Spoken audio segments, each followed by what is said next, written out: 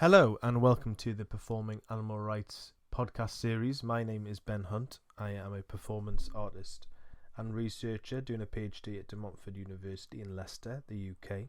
And I've got a great episode coming today with John Yunker, who is a playwright and an author of short stories and novels, and he focuses on human and animal relationships. He's also the co-founder of Ashland Creek Press, which is devoted to environmental and animal rights literature.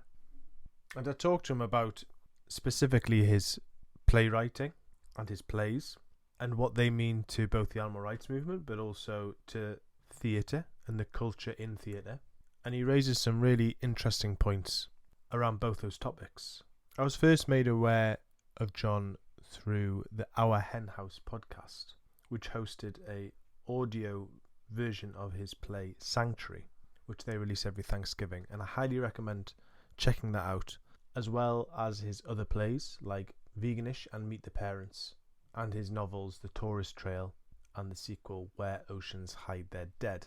You can find his work and information about him on johnyunker.com. And all that's left to say now is on with the episode.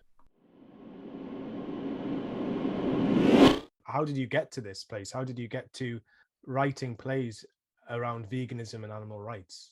It's a good question. It's been a circuitous path, I guess. I've been a writer for most of my life, so that's who I am first and foremost. Now the medium, has evolved, and I continue to go from short stories to novels to plays.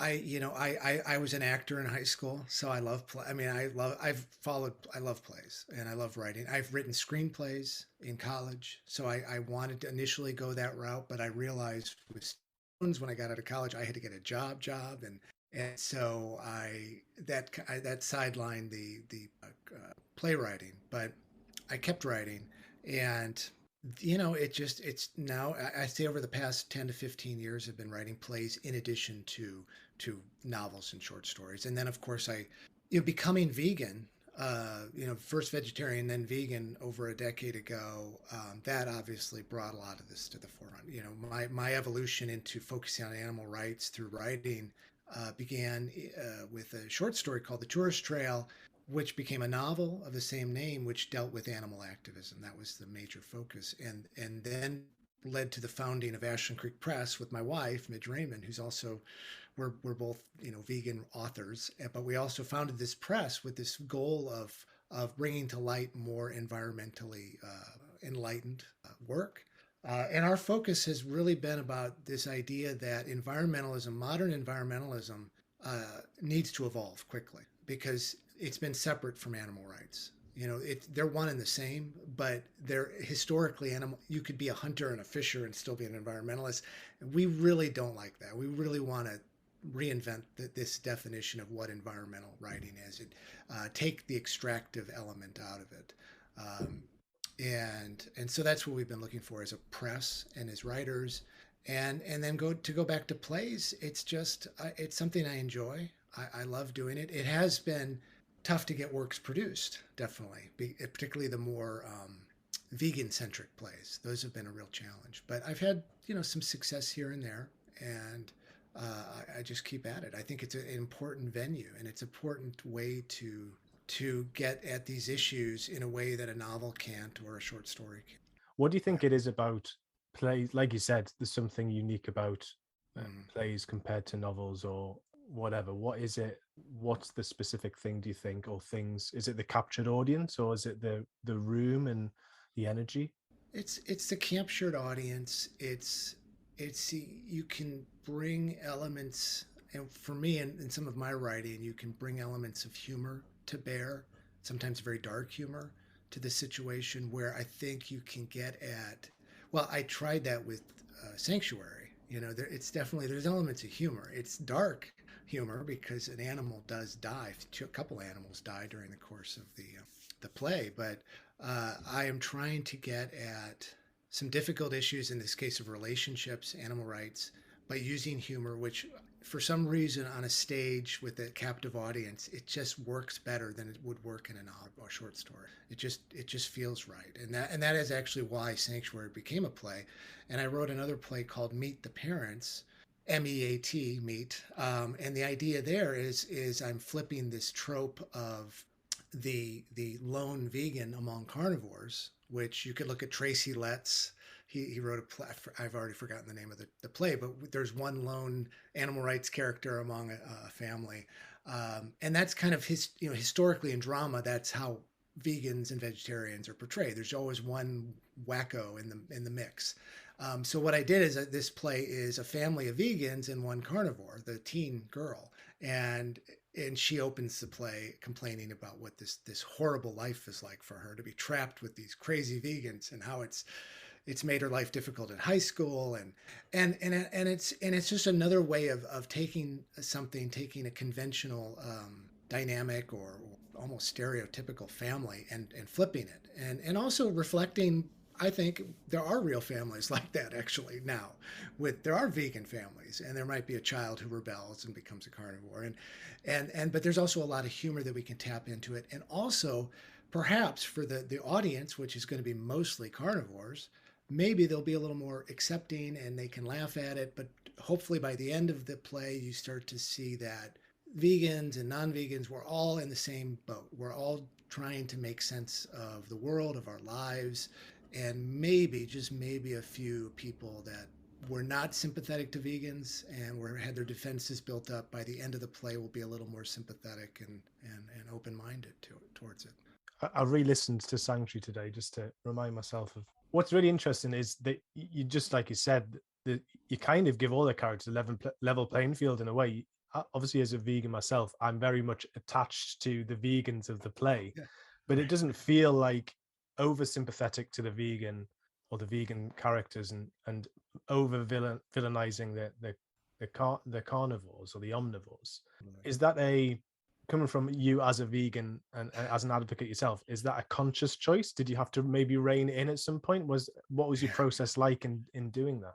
Yeah, it is well, I just think the best characters are, real characters are flawed characters. We're all flawed. There's no perfection. There's no perfect character. Nobody's perfect. We're all sinners. We're all, as much as I try to be a perfect vegan, I could, I step on insects. I could hit an animal with my car. I mean, we all have an impact on this planet, living on this, just being alive. And so I always remind myself of that. And I also, I was raised in the Midwest, U.S. I was raised a carnivore. If you had asked me, and people did, I did meet vegetarians when I was in college and after college, and I laughed. I could not have imagined that I would have stopped eating meat. It was just not even something I considered. Not that I hated animals. I thought I liked animals. I didn't claim to love them. That was my relationship. That's the world I was raised into. And I always hold on to that worldview, because when I write, I'm trying to write for that audience as well as who I am now, because I'd love to pull more people along and hopefully accelerate that journey if I could. And now that I'm a vegan, I think I am fully eligible to make fun of vegans. So I do, because vegans are funny too. We're flawed. We struggle. We have issues. We have arguments over really seemingly esoteric things from the outside looking in. And going to Sanctuary, vegetarian yeast is just a funny product. I mean, coming from the outside looking in, I was like, what the hell is that? I mean, what vegetarian? I still kind of laugh, right, because we have it in our cupboard. And so I kind of remember a lot of that and what those issues are. And there is a lot of comedy there. And comedy is really underutilized, I think, in the animal rights movement. Because it's tough to make light of things that are so tragic, that are almost unbearably tragic. And I acknowledge that. I mean, I see it on Twitter. I follow a few people and they're posting stuff, and it is just every day it is heartbreaking to see this stuff. But if you're going to pull more people into the movement and try to crack through the defenses that they've built up, that we've all kind of built up in our own ways of trying to ignore that suffering and not see it, comedy is a great device to help relax people a little bit and pull them in. And that's what I'm trying to do. And I have been criticized by some vegans for making fun of vegans, and I own that. I know I do that, but that is a way to. I really think we're just all in it together, and if we can't laugh sometimes at ourselves, then I don't know how life becomes really unbearable. Yeah. Life is tough enough as it is, and I'd like to laugh here and there if I can. When you're writing or putting on your plays, is there a acknowledgement in your mind that it's an act of support for activists as well? I hope so. I mean, I think I know a lot of my writing is me trying to work through things in my life, in my head, and there's always voices talking and arguing and so that I know that's how that comes out on the page a lot. And family members, colleagues, yeah, I mean, I have family members who are not vegan who forget that I'm vegan like, still again and again and again and don't understand it. And so I'm always trying to process that and trying to work. And Thanksgiving is one of the dark holidays of the year. We just got through it. And Midge, my wife and I, we don't go out. We just don't even go to dinners with other people who eat turkey. It's just, it's painful.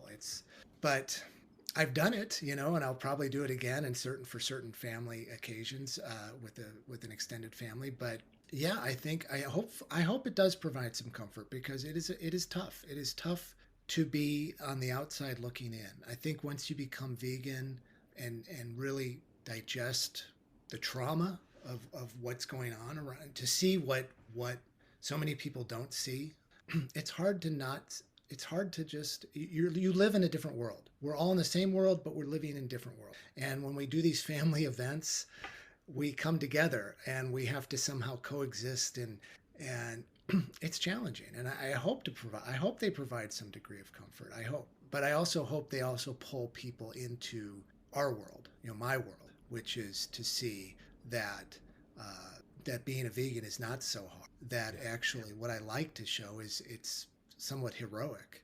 I think, and I do have a lot of dinner table arguments and conversations, because I think when one half of a relationship, when someone becomes vegan and the other doesn't, that's happening all around the world right now as we speak. And that takes courage, because you are like with a married couple, you get married for better or for worse, but there are some implicit agreements, and that one of those is we both like to share meals together, meals that we both were eating when we dated, and now we're married, and now you're saying you don't want to eat those meals anymore.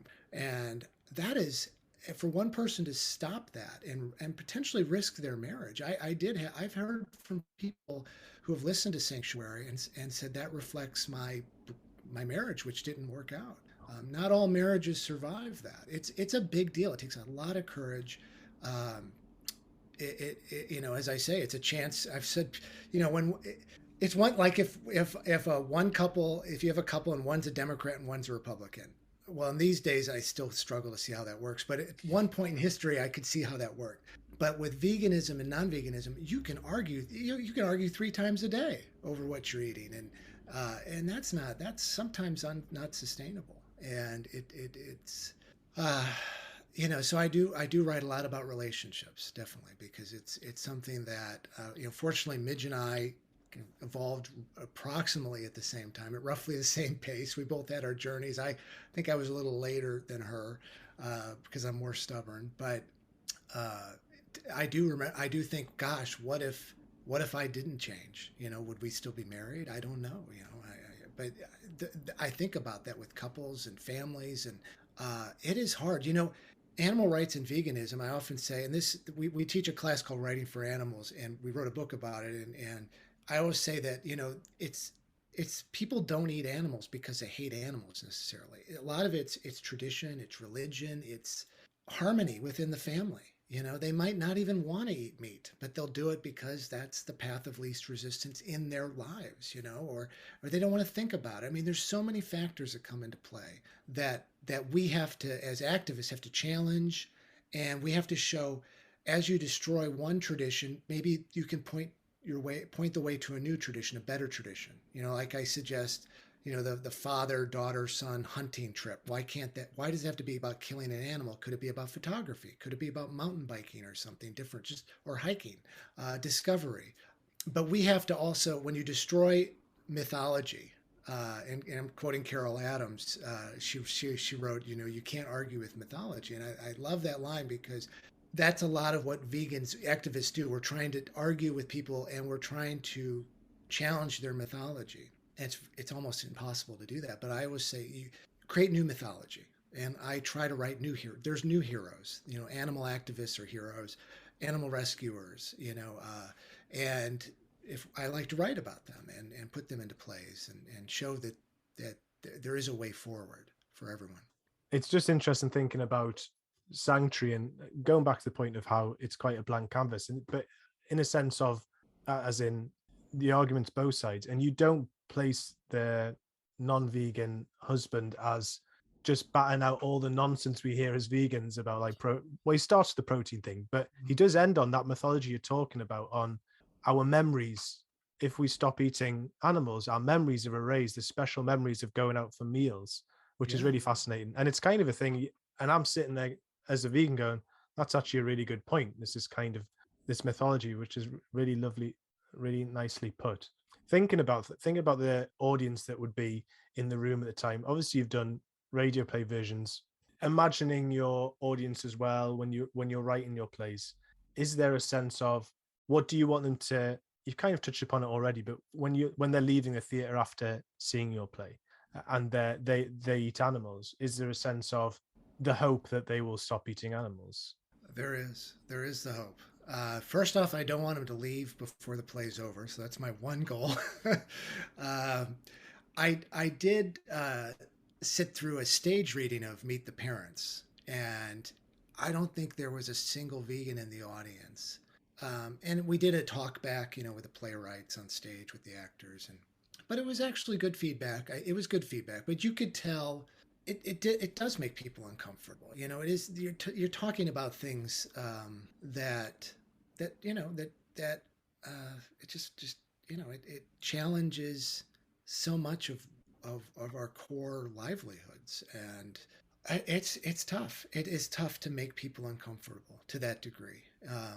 It's one thing to watch a play about something that doesn't affect you to that degree, but this issue is it's our fridges, it's our clothing, it's our companion animals and how we treat them. It could be our livelihoods if we're dairy farmers or ranchers, or if we have family who do that. I mean, it really is a far-reaching issue that it's hard. But I think if you can just get someone to make it to the end of the play, maybe that gets some thinking.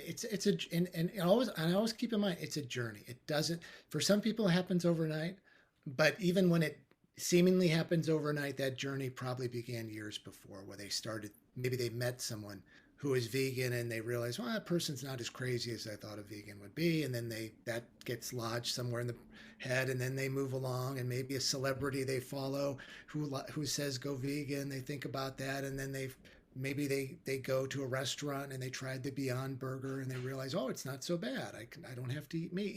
It's kind of this process, and we all have our own journeys, and writing is a journey, and sitting through a play is a journey. So you're taking your audience on a journey, and my goal ultimately is to comfort the afflicted, and to make the oh gosh, I've already forgotten that the famous trope about journalism, to afflict the comfortable and comfort the afflicted. Oh, right, so yeah.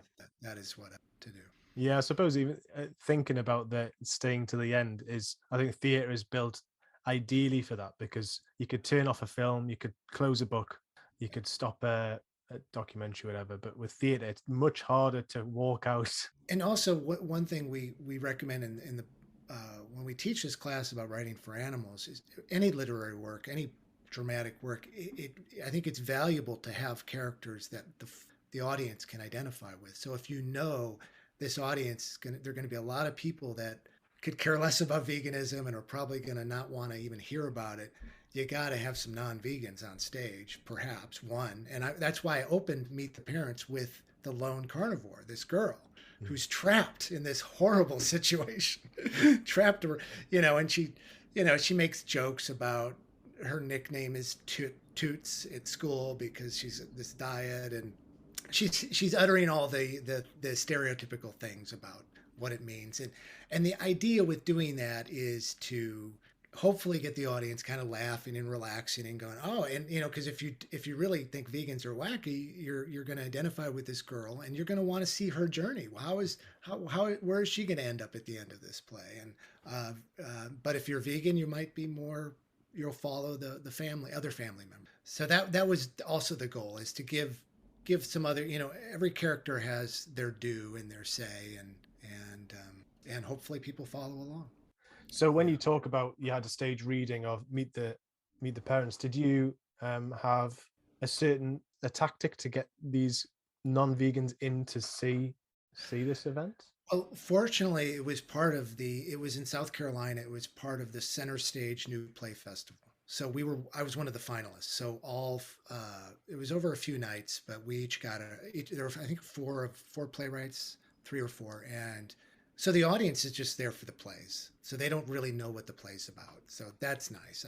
If it was just the play and they were asked to pay for it up front, I don't know. I haven't been in that situation with that type of event. I hope to someday. I mean, it'll be interesting to hear your ideas on how creatives, playwrights who write vegan stories or animal rights stories, how they can overcome that hurdle. Is it a case of self-production, or is it weaving your way into certain companies that may be more sympathetic than others? Well, I think self-production is definitely something I've looked into more so, and I'm continually looking into it. I would love to see, well, our hen house is wonderful, because they took it on, and then we did a reading of Veganish as well. So they're wonderful. I mean, in a way, that's kind of like self-production. And because it's like the vegan players, that's their theater group basically, and that's just wonderful. If you can create that or have that, and I was very lucky to know them, and Jasmine and Marianne just champion the work. But I think also just be persistent. I don't think it's so competitive. Playwriting is so competitive, and of course over the past 2 years, not very little has happened, so that's been part of it as well. So I think there's definitely an openness to it. I've gotten good readings. I really have. And some of these plays have been finalists and semifinalists for a lot of very good theater programs. And so I do believe a lot of it is just persistence. That's what I tell every writer, regardless, play, short story, novel, you've got to be in it for the long game. You've got to say, okay, particularly if you're writing about these issues, you're slightly ahead of your time. We're all on the cutting edge of this stuff. So the world is catching up. Which means theaters are catching up. And I do believe that we're getting to a point, there's definitely openness now to climate change, novels, stories, plays. So we're seeing that. So I do think with theater, we're on the precipice of something similar, as the eyes open to animal rights issues among a lot more theaters. So I think it's actually a good time to be doing it, but just know that it is competitive, and it's a numbers game, and theaters are just starting to get on their feet again. Really, in town, they've just started they were quiet for a year and a half. So everyone's struggling a bit too. So it's a lot of them are just getting started producing plays that they committed to producing 2 years ago. So there's a bit of catching up that's happening. Well, fingers crossed. Yeah, it's really exciting in a way that there's this forward motion and hope that it will build and build. That's exciting. Thinking about your writing and thinking around animal rights and your plays, I've noticed, listening and reading them, that you use dialogue really well to get the animal rights message across. It'll be interesting to hear your thoughts on where the animal sits here, because I don't know if you believe that theatre is powerful because of the use of dialogue and we can get things across through characters. Is there space for writing the animal into theatre productions beyond the human? And again, how do we do that without trivializing them, non-human animals, as as objects or as characters in a story where their suffering is very real. Are you conscious of that when you're trying to get your message across, that it is the message is between the human dialogue rather than bringing a, I don't mean bring an actual animal on stage, I just Right, mean right. bring the character of an animal into the story? I think it's I would love to do it, and I've actually got some projects that I've been working on. One is, well, I've actually written, actually let me check here. I've written I wrote one play called Little Red House, and that was produced a few times. But that is spiders. All right. And so they're in, and it's a short play, it's 10 minutes, but we as an audience member, we don't know they're spiders initially, but they are. It's all spiders. There are three spiders in that play. So I guess that is technically an example. But and I'm working on something else that is also written from with animal characters. I think there's a lot of potential there, and I know, I mean, there's people are open. The beautiful thing about, stage plays is, you step on stage, if you've somehow told your audience that, I'm a cat, I'm a cow, they'll buy into it. You don't necessarily have to wear a costume per se. So I think there's great potential, but you do have to. I always say write up, not write down. Meaning, let's assume animals are smarter than let's make that mistake and veer towards intelligence rather than, don't dumb them down. Because there's a line I used in one of the books. We have some anthologies we've published called Among Animals, and they're short story collections. And I wrote, I think at the beginning, the first anthology, I wrote that the more we study animals, the smarter they get. And that means, scientists keep telling us, oh, now dolphins can see their reflection, and crows use tools, and they're discovering all of these massive signs of intelligence among non-human animals. It doesn't mean they weren't smart to begin with. It just means that we went into it assuming they were kind of stupid. Going back to, the philosopher Descartes, I would assume that, they were machines, and then they were kind of dumb, and now every year it seems like they're getting smarter and smarter. Well, let's just assume they're really, really smart in ways that we can't comprehend, and just start there. And as opposed to, they're kind of dumb, and because they don't necessarily do things that we assign intelligence to. They may be dumb by our measures of intelligence, but in so many ways they're brilliant, and we're just starting to figure that out. And I'm glad we're figuring it out. I just wish it hadn't taken so damn long, because a lot of damage has been done to animals by scientists who went into it assuming they were stupid. Fish. Jonathan Balcombe has a book about fish and how they feel pain. And I as a child, I thought fish couldn't feel pain. I was told that, and you fish, and then the last time I caught a fish, I think I was 10 years old, and it was horrible. It was a horrible, traumatic experience because I had this fish, a small rock bass, and I was doing things that boys did with their fathers. You catch a fish, you then prepare the fish, and I had to kill that fish. And it was horrible. It was the most horrible experience. And it was one fish, but I knew that fish felt pain. It was clear to me, but at the same time, I was being told at that time in history that fish, they don't care. There's no pain there. And even if you catch and release, they don't feel that. Of course they feel that. They're getting stabbed with a hook. They feel that. They often die as a result from the trauma. We know that now. Scientists know that now. But still, across the mainstream culture, across all these quote-unquote conservation organizations, fishing is still good. It's a positive, family, wholesome pursuit. And it's just horrible. It's absolutely horrible. So, long story short, yeah, I think we do. I think there's great opportunities for writers to put animals in their works and put them on stage. Yeah. And I think there's enormous potential. I'd love to see more of that. But you do have to honor the animal as a character, and bear that responsibility of knowing that you're interpreting this animal as best you can, and trying to portray this animal in a way that doesn't create any more harm, lead to more harm. But it certainly can do a lot to open eyes. And you mentioned Watership Down. I mean, that book, I still think about that book to this day. So that really those books, if you do it right, you can really change the world, and often from a very young age. So it's hugely powerful. Yeah, it'll be really interesting to see how theatre evolves with that, because it does very much feel like a human art, human centered art. So obviously there's plays which with different transformations, maybe like metamorphosis and puppetries in Yeah. productions. Be interesting to see from an animal rights lens what happens there. Yeah, fingers crossed that happens Well, soon. and there's Honestly. also this dichotomy of cartoons, which, I was raised with cartoons. Bugs Bunny, who I love Bugs Bunny, and he was always smarter than the hunter. He never got killed by the hunter, and it was fun. And but animals are really smart in cartoons, Mm. But then you get into adult entertainment, and suddenly they're not so smart, And it's fascinating. Like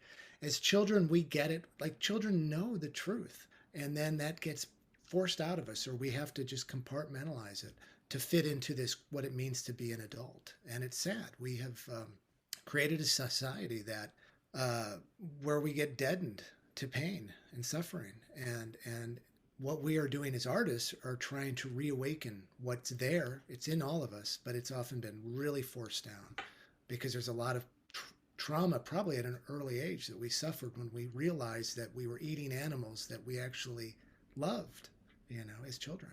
And we have all suffered that, all of us, and so, to some degree. And so it's there. It's there in all of us. So I do believe the empathy is there. It's just how do you unlock it and allow people to let it go again and let it flourish without Yeah. their worlds caving in on them, because there is a fear. There is a inherent fear in doing that. There's a whole psychological aspect to this. There's a great psychologist who I'd recommend, Alice Miller. And she writes a lot about trauma. When you suffer trauma as a child, you bury it, and it makes it very difficult to deal with those issues later on. And we as children often deal with animal trauma, and that gets buried. Yeah, that's interesting. It's really exciting to hear that art may be a way of bringing that out and bringing these suppressed feelings out and explored, which is really that science maybe is lacking, like you mentioned before. This kind of science seems to be behind the moral thinking of things. I mean, just recently in the UK, they've recognized crustaceans as sentient, but like obviously it's been clear to many animal rights activists for a long time that it's not good to throw lobsters into a boiling pot. And just so it's really interesting to think of art as a tool of opening this treasure chest, well, not treasure chest of trauma up, and exploring it and trying to rearrange it into something healthy and positive, which is or productive. Slightly shifting gears a bit, can you talk me through your process of writing a play about animal rights from the beginning concept to putting it on, and also emotional process from you've got the idea and then you go through the slog of writing. It might not be a slog, I'm not sure, but then at the end, what are these emotions while you're doing this process? Well, it is most definitely a slog. It's usually begins as an idea. Sometimes it begins as me being pissed off about something. I honestly think Meet the Parents began because I saw that Tracy Letts play where there was one animal rights character in this family, and they all kind of made fun of her, and so I wanted to flip that. That was the idea, but sometimes there's the idea, and that might find its way into a short story first, or it might be a novel. I just start writing, and then and sometimes I realize it's going to lend itself better to the stage versus the page, and it can be a laborious process. Definitely, I wish there's no easy way to put it. And some plays come more quickly. Some of the 10-minute ones. I wrote a 10-minute one about what's it called? Pardon Me, which is recent, and that's just flip. This is also, speaking of Thanksgiving, that flips the Thanksgiving ritual of the presidential pardon. And so what we have is turkeys who are going to pardon politicians, right? And so where does that go? And trying to point out the absurdity of the entire ritual and the underlying slaughter. But I wish I could have. Really wish I had tips other than to see it through to the end. It helps to be really, really passionate, and that could be angry, it could be in love, it could be whatever. Follow that passion, but that will help get you through to the end of it. Because if you don't have that, if you're just writing something because you feel the urge to write something. You feel like you should write something. That usually doesn't get you through the end. For me, it's I gotta get something off my chest. I just have to do it. And maybe it'll be a play, maybe it'll be a short story. I usually don't know at the beginning, but usually about a third of the way into it, I realize it's going to be something in terms of a play or a story. And then once I know that, it finds its way to the end. But right now I probably have 30 different variations of things I'm working on, and I bounce around a bit. The persistence. I say persistence. That is the key recipe here. Persistence, stubbornness, whatever you call it, and keep submitting. I keep submitting. I've run, some of the plays I've kind of run out of places to submit to, but then I realized, after a few years, you could probably start up again, because every theater, they have new artistic directors, new agendas, new priorities, and you just gotta keep at it. So when it gets to that point, let's say you've submitted, or even you self-produce and you've got an audience, what's that feeling like as a creative, as a writer? Could you describe the feeling of actually having it performed as either a workshopy kind of thing, or as an audio play like in our hen house? What was that like? It's wonderful. Yeah, it's wonderful.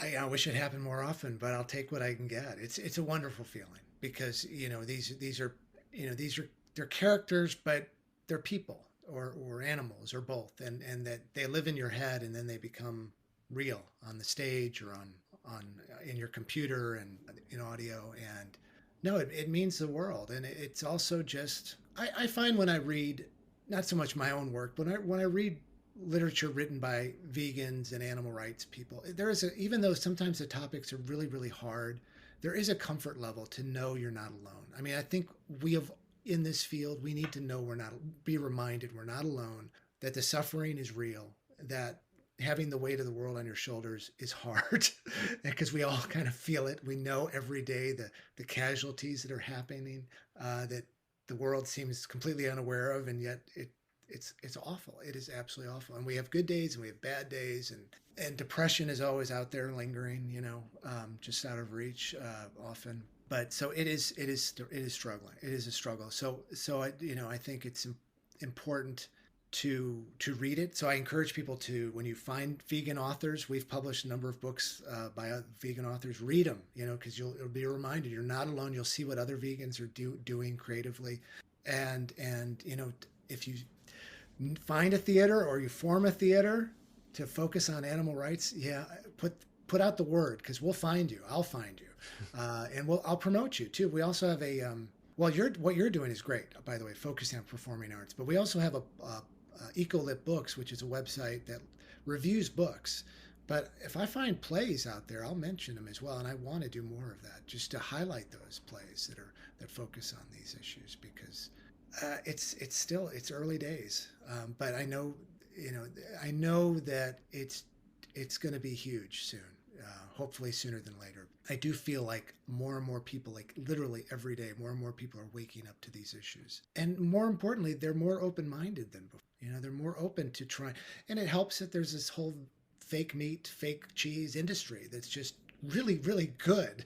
It's not that much work anymore. You can actually go to a non-vegan and say, here's a hamburger, and you will not notice the difference, and they won't. And it's healthier, and so it's gotten a lot easier to pull people in to the movement. Yeah, that's exciting. The stage is set for more.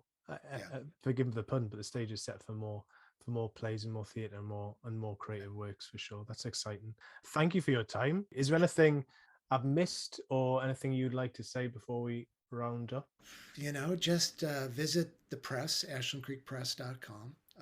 And if you're an artistic director and looking for plays, I'm on New Play Exchange, which is a great resource for downloading plays and so forth. So yeah, and just keep it up. And for any writers out there, just keep writing, keep submitting, and self-produce. Honestly, if we have to do it ourselves, we'll do it ourselves. Definitely. Yeah, definitely. Great. Thank you, John. And thank you to you, the listener, for listening to this episode. If you did enjoy it and found value from this conversation and previous conversations, please do leave a review, subscribe if you haven't already, share with folks you think might find value in this series also. And if you haven't yet, please do check out the episodes prior to this one, where we talk about music, movement narration, drag, direct action, civil disobedience, strategy, social media, sketches, comedy, loads of stuff. And in the meantime, thank you for listening, and goodbye.